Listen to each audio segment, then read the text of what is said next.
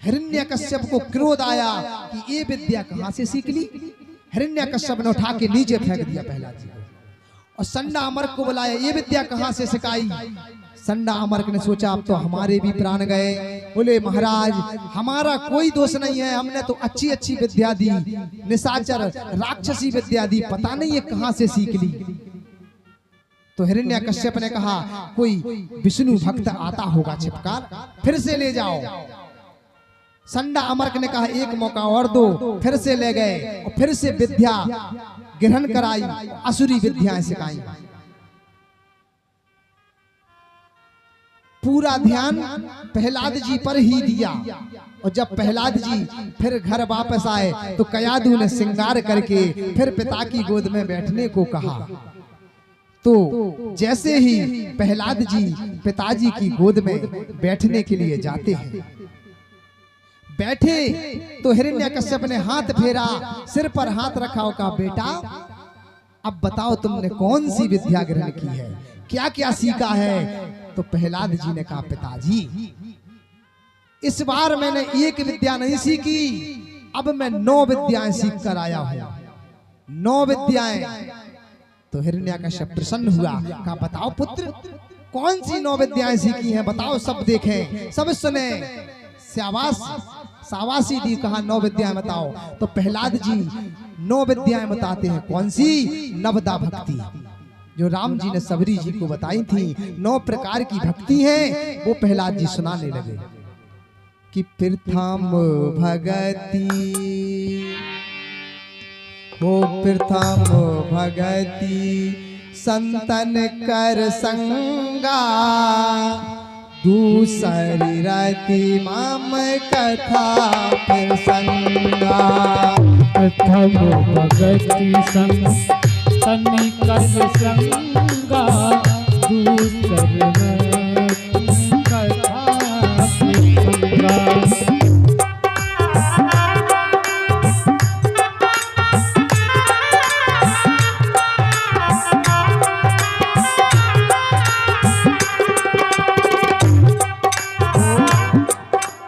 गुरुपद संकज सेवा, तीसरी भगति अमार, चौथी भगत मम गुण करई, कपट तजगार। क्या प्रथम भक्ति है संतों का संग, दूसरी कथा प्रसंग, तीसरी गुरु की सेवा, चौथी सब कपट त्याग कर भगवान का गुण गाना चाहिए, और मंत्र जापो ममो दृढ़ विश्वासा, पंचमो भजन सो हेतु प्रकाशा।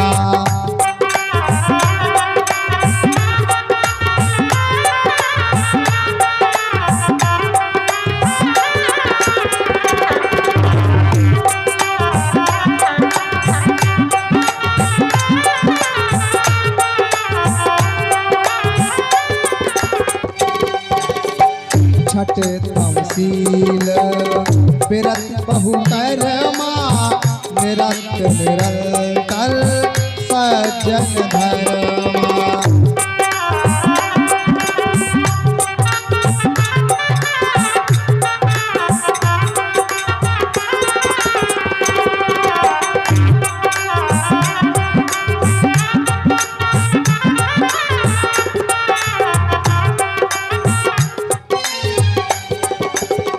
आठव जथा लाभ संतोषा, हो आठव जथा लाभ संतोषा, सपने नहीं दे कहीं पर रोसा।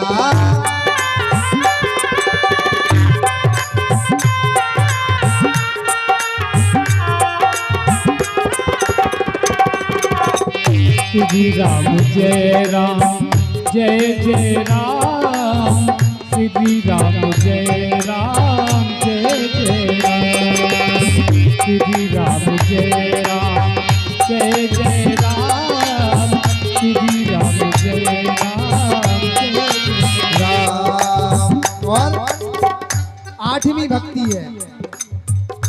संतोषी और सपने में भी परदोष, यानी किसी के दोष नहीं देखना चाहिए।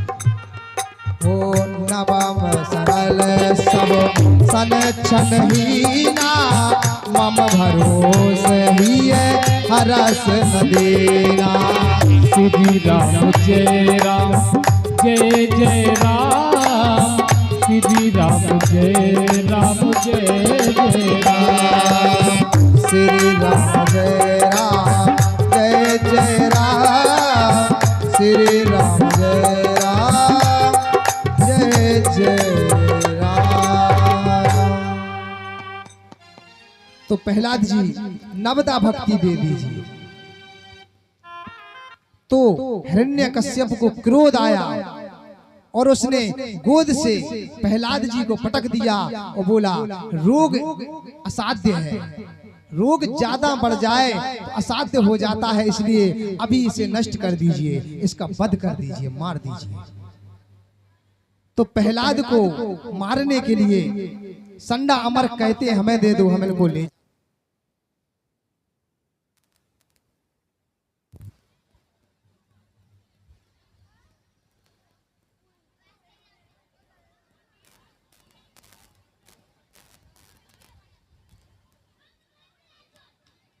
तो संडा अमरक प्रहलाद जी को ले गए और संडा अमरक ने हाथी को मदरा पिलाकर कुचलवाना चाहा, लेकिन हाथी संडा अमरक को ही कूच देता है। प्रहलाद जी ने सोचा एक गुरु पुत्र हैं, गुरु हैं, भगवान से प्रार्थना की तो वो जीवित हो जाते हैं। खाई में ढकेला, प्रहलाद जी को भगवान रक्षा करते हैं।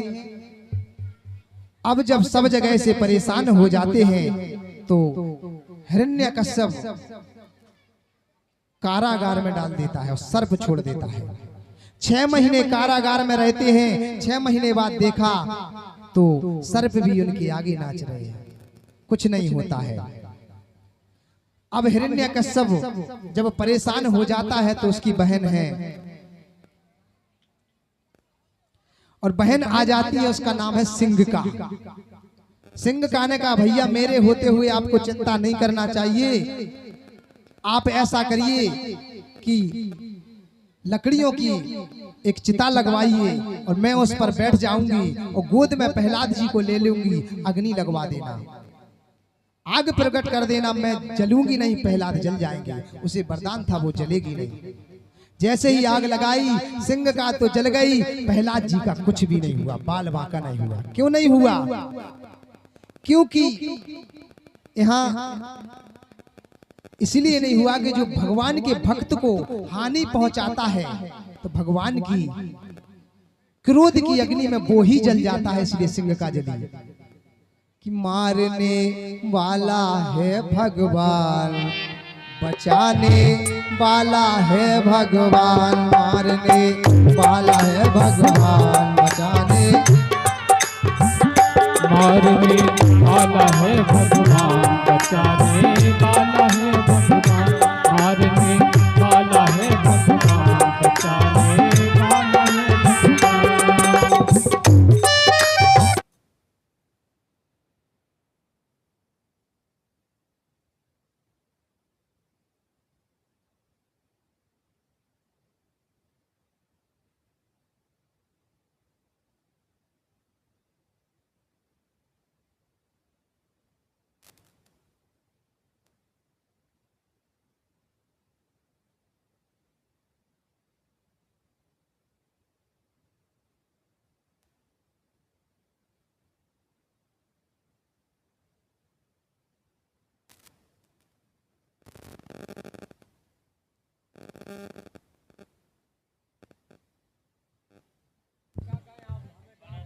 श्री राधे।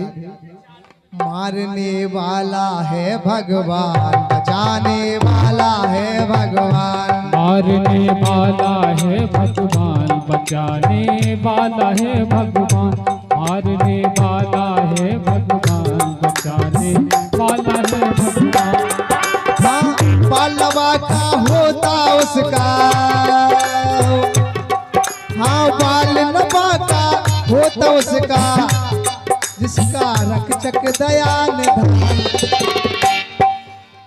मारने वाला है भगवान, बचाने वाला है भगवान। मारने वाला है भगवान, बचाने वाला है भगवान। मारने वाला है भगवान, बचाने वाला है भगवान। मारने वाला है भगवान, बचाने वाला है भगवान। बोलिए वृंदावन बिहारी लाल की जय हो। तो होलिका जल जाती है, जो हिरण्यकश्यप के पक्ष के होते हैं उन्हें दुख होता है, जो प्रहलाद जी के पक्ष के होते हैं उन्हें हर्ष होता है। यही जो होलिका दहन अपने यहाँ होती है, ये वही होलिका है, वही जली थी। अब होली पर जो लोग प्रसन्न नहीं होते हैं, एक दूसरे से गले नहीं मिलते हैं, एक दूसरे को गुलाल नहीं लगाते हैं, वो हिरण्यकश्यप के पक्ष के हैं। जो प्रसन्न होते हैं, उत्सव करते हैं और एक दूसरे को गले मिलते हैं, वो प्रहलाद जी के पक्ष के हैं। अब प्रहलाद जी को संडा अमर्क आश्रम में ले जाते हैं। अब संडा अमर्क एक दिन कहीं चले गए तो प्रहलाद जी ने सब शिष्यों को, सब बालकों को मित्र मंडली बैठाई और पूछने लगे, मित्रों क्या मनुष्य का उद्देश्य सिर्फ संसार में आकर पालन पोषण भरण पोषण करना ही होता है? तो मित्रों ने कहा, मित्र और क्या होता है? तो कहा, भगवान का भजन करना चाहिए, सत्संग करना चाहिए। तो मित्रों ने कहा कि प्रहलाद, तुम्हें इतना ज्ञान कहां से हो गया? तब प्रहलाद जी ने कहा कि जब मैं अपनी माँ के गर्भ में था तो नारद जी हरण कर, तब इंद्र हरण करके ले जा रहे थे, तो नारद जी ने मेरी माँ को इंद्र से छुड़ाया। नारद जी ने कहा, इंद्र इन्हें मत ले जाइए, इनके गर्भ में भगवान का भक्त है। तो इंद्र ने कयादू की परिक्रमा लगाई और चला गया। कयादू तब तक नारद जी के आश्रम में रही, सत्संग सुना, इसलिए भगवान के भक्त हुए प्रहलाद जी। तो प्रहलाद जी ने सब बालकों को भक्त बना लिया और संकीर्तन चालू कर दिया और नारायण नारायण करने लगे कि श्रीमन नारायण नारायण नारायण, श्रीमन नारायण नारायण नारायण। सब लोग करो, बोलो श्रीमन नारायण नारायण नारायण, श्रीमन नारायण नारायण नारायण। भजमन नारायण नारायण नारायण, भजमन नारायण नारायण नारायण। श्रीमन नारायण नारायण नारायण, श्रीमन नारायण नारायण नारायण। श्रीमन नारायण नारायण, श्रीमन नारायण नारायण नारायण।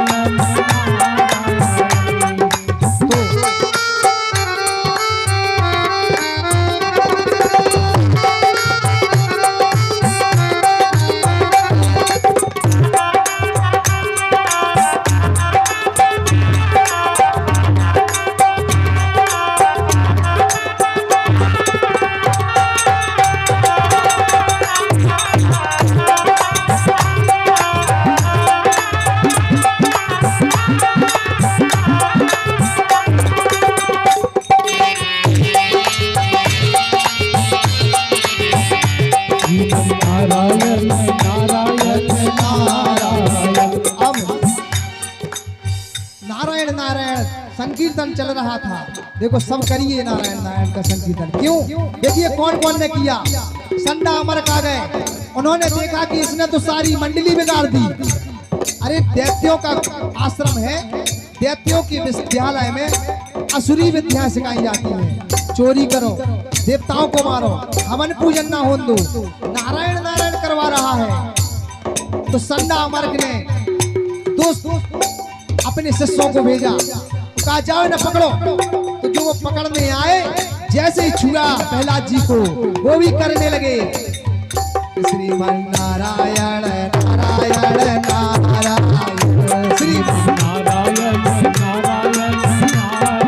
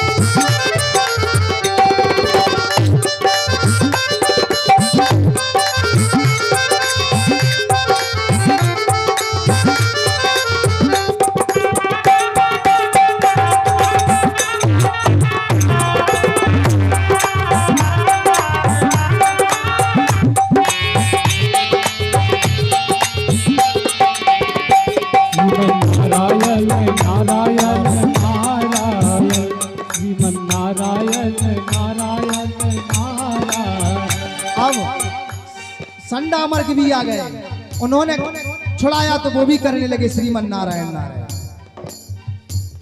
अब सब नारायण नारायण करने लगे तो हिरण्यकश्यप ने कहा चलो हम देखें क्या हो रहा है वहां। हिरण्यकश्यप आया, हिरण्यकश्यप ने अपने सैनिकों को भेजा, मार दो इन्हें, सब नारायण नारायण कर रहे, सबको मार दो। सैनिकों ने जैसे ही किसी भी एक बालक को छिया और सब सैनिक करने लगे श्रीमन नारायण नारायण नारायण श्रीमन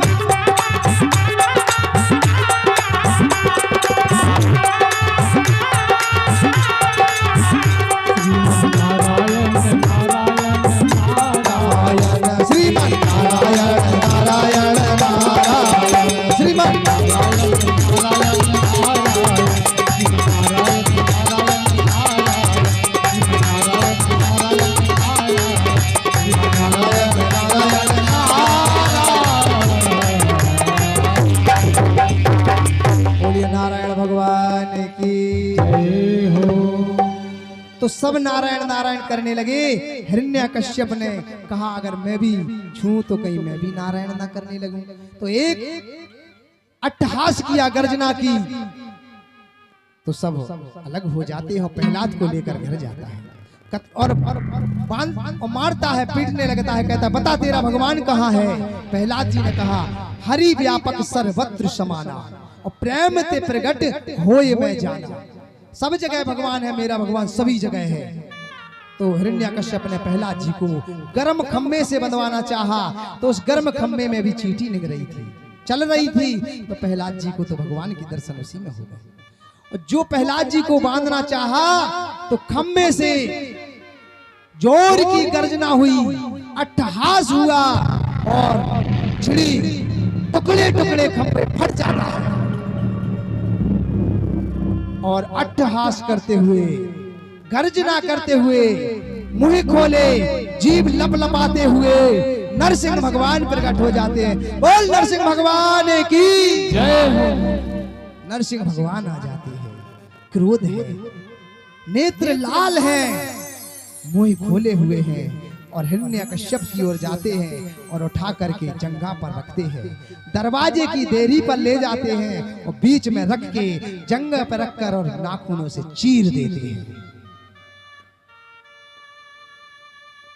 अब भगवान ने जो उसको वरदान थे वो भी पूरे बचाए। देखो हिरण्यकश्यप जब मरने लगता है, चीरते हैं, जैसे ही चीरने लगते हैं तो हिरण्यकश्यप कहता है कि मैं नहीं मर सकता, मैं न दिन में मरता हूं न रात में मर सकता हूं। तो नरसिंह भगवान ने कहा देख, न दिन है न रात्रि है, मध्य का समय है, संध्या काल है, और ना ही तू अब अंदर है ना बाहर है, देरी पर है, देहरी पर है, ना ऊपर है ना नीचे है, बीच में है। और ना नर से मरेगा ना पुरुष और ना ही पशुओं से, मैं दोनों हूं। नरसिंह भगवान का देह मनुष्य जैसा है और मुंह शेर का है, नाखून शेर के हैं, आधा धड़ मनुष्य का, आधा सिंह का। और कहते हैं ना तू 12 महीनों में मरेगा, तो इसीलिए 13वां महीना अलग से बना है। सबको पता है लौड़ का महीना कहते हैं, इन्हीं के लिए बना था। और भगवान हिरण्यकश्यप का गोविंदाय नमो नमः कर देते हैं। बोलिए स्वर्णकंदर भगवान की जय हो। अब नरसिंह भगवान शांत नहीं होते हैं, सब देवता भी भयभीत हैं। सब देवता भगवान के पास पहुंचे, ब्रह्मा जी के पास। ब्रह्मदेव शांत कैसे होंगे? तो ब्रह्मा जी ने कहा अब तो वही प्रहलाद जी शांत करेंगे। प्रहलाद जी ने नरसिंह भगवान की स्तुति की, प्रार्थना की, भगवान शांत हुए। बोले प्रहलाद के ऊपर हाथ फेरा, जैसे गाय बछड़े को चाटती है ऐसे चाटने लगे। क्रोध शांत हुआ। भगवान ने कहा प्रहलाद सिंहासन पर बैठिए। प्रहलाद जी ने कहा मैं सिंहासन पर नहीं बैठूंगा, मेरे असुर पिता बैठे थे इस पर। भगवान कहते पहले मैं बैठ जाता हूँ, अब ये पवित्र हो गई, बैठिए। प्रहलाद जी बैठे और 36,000 वर्ष प्रहलाद जी ने राज किया। अब परीक्षित जी प्रश्न कर दिए गुरुदेव, भगवान किस किस मनवंतर में कब कब भक्तों के लिए अवतार लेते हैं? तो सुखदेव जी महाराज ने कहा कि देखिए भगवान ने गजग्राह के मोक्ष के लिए भी हरि अवतार लिया है। तो परीक्षित जी कहते हैं कथा विस्तार से सुनाइए।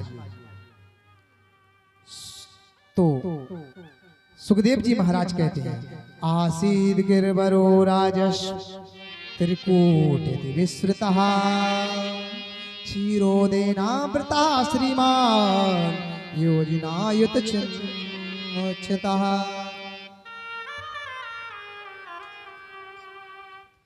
एक सुखदेव जी महाराज कहते हैं क्षीर सागर के मध्य में त्रिकूट नाम का पर्वत है, उसका बहुत घेराव है, ऊंचाई 10,000 योजन की है। सुंदर झरना है, इस झरने में यहाँ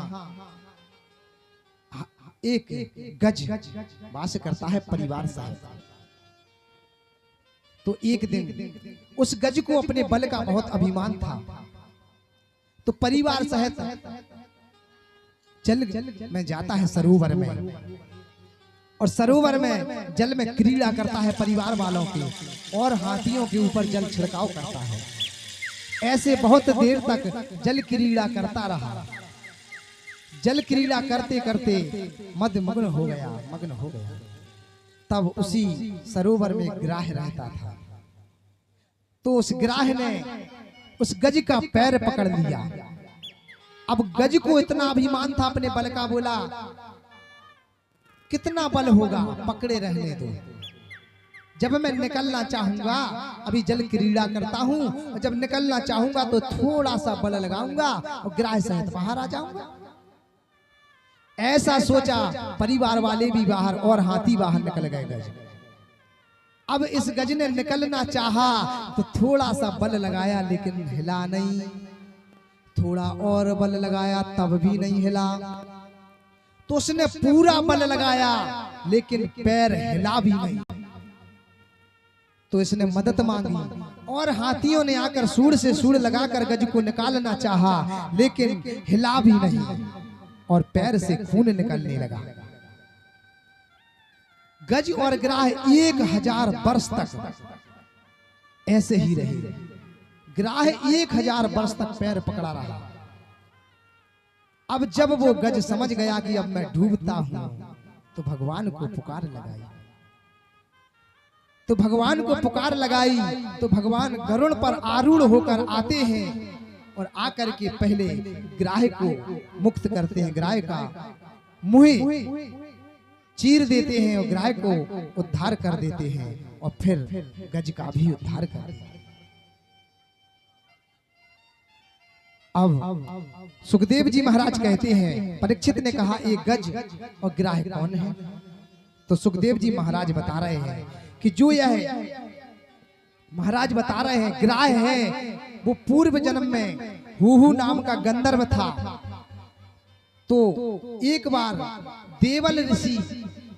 देवल नाम के ऋषि सरोवर में स्नान कर रहे थे, तो इस हुहु गंधर्व ने देवल ऋषि को के साथ क्रीड़ा किया, खेल किया, डरवाया, और ग्राह बनकर पैर पकड़ लेता है।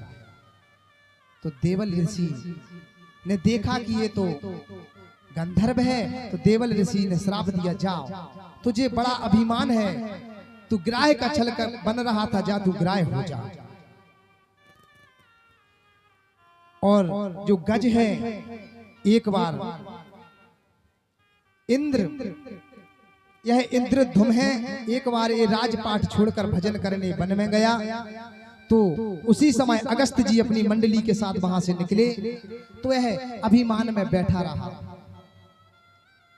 उठा नहीं, गज की तरह बैठा रहा।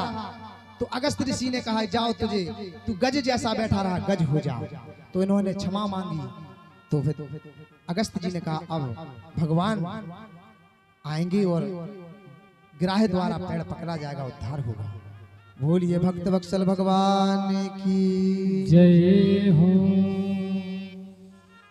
अब आगे देवता परेशान होते फिरते हैं, ब्रह्मा जी के पास पहुंचे। ब्रह्मदेव, मैं बार बार राक्षसों से हार जाता हूं। देखिए, दैत्य और देवता दोनों सौतेले भाई हैं। कश्यप ऋषि की पत्नी अदिति के देवता हैं और दिति के दैत्य हैं। तो दैत्य बड़े हैं, देवताओं को बार बार पीटते थे। भगवान के पास गए, भगवान ने कहा चलो हम ऐसा उपाय करते हैं कि तुम कभू ना हारो। तो भगवान ने कहा समुद्र मंथन का विधान बनाया, अमृत निकलेगा और आपको पिला देंगे। तो देवताओं ने कहा कि समुद्र मंथन अकेले तो होगा नहीं। तो भगवान हंत ब्रह्मण्य शंभो देवामं भासितम शृणुता वहिता सर्वै श्रेयो वास्याद् यथा सुरः। भगवान समुद्र मंथन का विधान बनाते हैं और कहते हैं कि आप संधि कीजिए, एक हो जाइए और मिलकर कीजिए। तो मंदरांचल पर्वत के मथानी बनाई, देवताओं को लेने भेजा, नहीं उखाड़ पाए। तो भगवान अजित अवतार लेकर जाते हैं और एक बार भी उखाड़ कर ले आते हैं। अब रस्सी किसकी बने? मंथन यानी मथानी, जैसे आप दही का मंथन करती है ना माताएं, ऐसे ही समुद्र का मंथन हुआ था। तो रस्सी बासुकी नाग की बनाई गई। अब वो मंदरांचल पर्वत ठहरता नहीं, तो भगवान ने कच्छप अवतार लिया। बोलिए कच्छप भगवान की जय हो। और जाकर के पर्वत के नीचे भगवान कच्छप अवतार में कछुआ, कच्छप की पीठ बड़ी मजबूत होती है, पीठ पर रख लेते हैं। समुद्र मंथन चलता है और समुद्र मंथन से 13 रत्न निकलते हैं और 14 रत्न हुए तो लक्ष्मी जी भी निकलती है। उच्च श्रेवा नाम का घोड़ा निकलता है। सर्वप्रथम तो निकलता है सबसे पहले क्या? विष। सबसे पहले जो अब जो 13 रत्न निकले हैं उनमें पहले विष निकला। विष निकला तो विष का अब विष से प्रलय होने लगा। क्या किया जाए? तो भगवान को पुकारा। भगवान कहती है विष पीना तो हमारा काम नहीं है। अब शिव जी के पास गए, शिव जी को मनाया। तो शिव जी आए और शिव जी राम कहकर रा कह के मुंह खोलते हैं और पूरा विष अपने अंदर समा लेते हैं। और फिर शिव जी ने सोचा ये विष अंदर जाएगा तो हृदय में भगवान विराजे हैं, कहीं भगवान को क्षति ना पहुंचा दे। तो माँ कह के मुंह बंद कहते हैं, राम कह के विष को कंठ में रख देते हैं। उच्च श्रेवा नाम का घोड़ा निकला, बलि ने लिया। कल्प वृक्ष निकला, स्वर्ग में लगाया गया। कामधेनु गाय निकली, देवताओं को दी गई। लक्ष्मी मैया निकली, भगवान से वरण हुआ। अब भगवान धनवंतरी अवतार लेकर के अमृत कलश को लेकर आ जाते हैं। तो जैसे ही भगवान अमृत कलश लेकर आए, बोलिए धनवंतरी भगवान की जय हो। तो राक्षसों ने सोचा कि ये देवताओं को पिलाएंगे, हमें भी पिलाएंगे, दोनों अमर होंगे। तो राक्षसों ने सोचा हम अकेले पिएंगे, छीन कर भाग गए। अब देवताओं ने कहा अब क्या किया जाए? भगवान ने कहा चिंता मत करो। भगवान ने फिर से मोहिनी अवतार लिया। बोलिए मोहिनी भगवान की जय हो। और राक्षसों के पास पहुंचे और बोले ऐसे क्या अमृत पान करने में आनंद आएगा, हम अपने हाथों से पिलाते हैं। इतने सुंदर स्वरूप है कि राक्षस मोहित हो गए। मोहित हुए तो कहते हाँ हाँ अपने हाथ से पिलाइए। तो भगवान ने कहा कि देखिए देवता भी आपके भाई हैं, आपसे तो